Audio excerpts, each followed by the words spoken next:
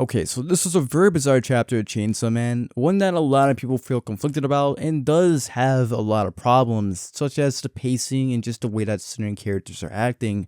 But I do feel like it's building up to multiple revelations and plot twists that will be revealed later. But getting into the problems I had with this chapter was the pacing and the character interactions. This chapter starts with us not being at the maximum security prison, but at the Famine Devil's apartment, and this to me felt extremely underwhelming considering that the prison that they were previously at was built up to be this immovable fortress that no one had ever escaped, but instead it was made up of cowards, a horrible security system, and some of the most incompetent and cowardly security personnel I've ever seen in a manga. And sadly, we don't get an explanation of how the group even managed to escape the prison without being tracked or detected by the authorities, let alone recognized by the people out on the street. I mean, after all, Asa and everyone there are known international criminals at this point. Which, to me, just didn't make any sense. Or how Denji went from being into pieces to being put back together. I mean, we don't actually get to see any of that. But I suppose that was the point of the chapter because dreams are brought up a lot in the dialogue. And you could say that the cast in this chapter is generally a dream within a dream, especially with the events that have taken place in the past and currently. Haruka is currently in disbelief that even though there are several wars have broken out throughout the world and people are still turning into devils at a random, the news is covering a celebrity cheating scandal over actual problems that are affecting the world. Katana Man's real dream is to get revenge on Denji for kicking him in the balls and to fight him for a third time, which he actually does do in this chapter to the protest of Asa and everyone else. Yoru's dream is to kill Pochita, which is a dream that she could have achieved on many different occasions, but chose not to do because of her childish pride. Fami is going crazy eating a plate of spaghetti, which I'll touch on later, and Asa disbelieves that Denji, the boy she thought was an absolute loser, but turned out to be the one who saved her on countless occasions, is Chainsaw Man. The reality of the situation doesn't feel real for anyone, and I believe that's something that as the readers were also meant to feel as well.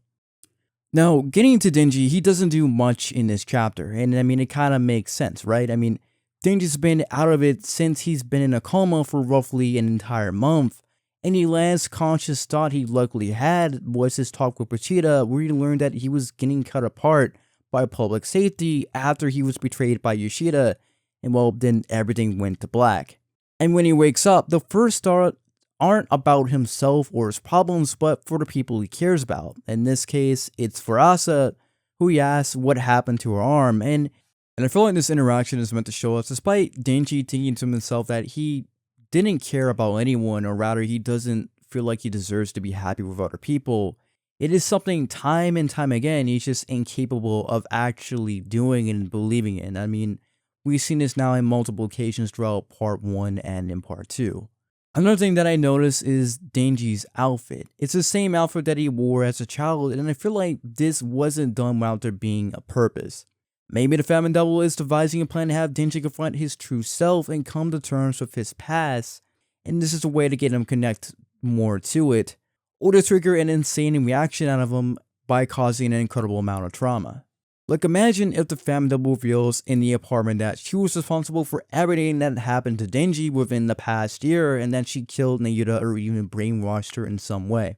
There's no telling what type of response she would get from him, if it would be a pure rage, which, he would immediately goes in to kill everyone in the room, which Denji is completely capable of doing easily in my opinion, or he has a complete mental breakdown like at the end of part 1, which we know would bring Pochita out, which again spells instant death for everyone there, but it is something that the Famine Devil does want.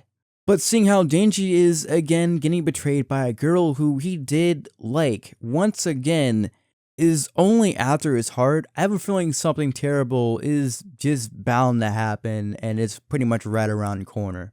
Now, getting to Asa explains to Katana Man that they agreed that they would fight Denji after they would explain the situation to him, but this just shows how delusional Asa really has become since the beginning of the series, because for her to think Denji, someone who for the most part enjoyed being Chainsaw Man despite all the trauma and hardships that came with it, would instantly agree to a plan like this where he would lose the one person who has been there with him ever since he was a little boy is just insane. And the irony of the situation is Asa only knows what the Famine Devil told her, and she's taking all at face value, not questioning any of it, despite the obvious damage following the Famine Devil's plan has had on the people around her, the world, and to herself. I mean, Asa's been branded as an international criminal. She lost the only place that she could call home, and she lost her arm. Any sane person would realize they're likely getting duped by someone who is obviously using them, but instead, Asa's holding on to the idea that if she does everything that she's told, she can go back to the way that things were before.